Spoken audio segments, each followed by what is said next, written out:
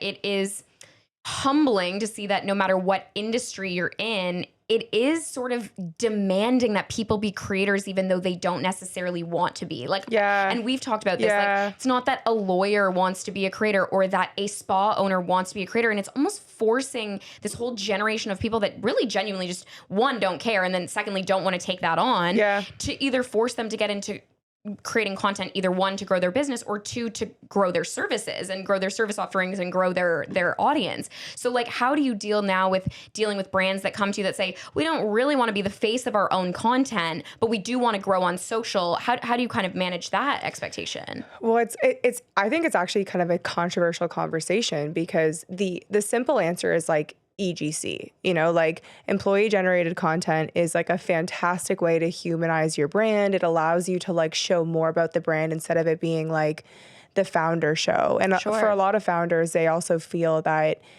like there's an egoicness to the brand being about them when they're such a small part of like what makes the brand fantastic, which I hear.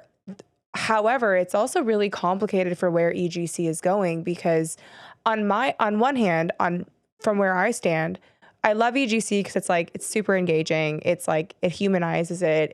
It doesn't sell, right? Like, it's not focused hyper on selling. So like, it checks all the boxes.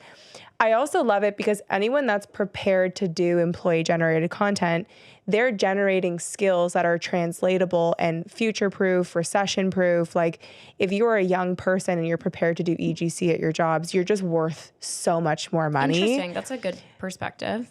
But where does it go from a compensation model, right? Like, if you're contributing to driving 10x value for the company and you're an employee that's like in marketing, what does that look like for compensation? And people aren't talking about that. So it's like, it's complicated because there's definitely things to do that you should do, but there's a big pendulum that's about to swing when it comes to employee rights. And like, we're not talking about it. Meaning, ultimately, do you see it like someone should be gaining almost percentage shares in a company? If they're gaining that much traction and creating that much, ROI for a company, should they be getting a percentage of like this ad revenue model? Like, how do you see the future of that? Well, there's that, or there's the, do you just upfront negotiate a better deal, a huge contract? Like but then where it's complicated is like, now the business owner is like, well, how can I justify, like, okay, so an entry-level marketing job is $60,000.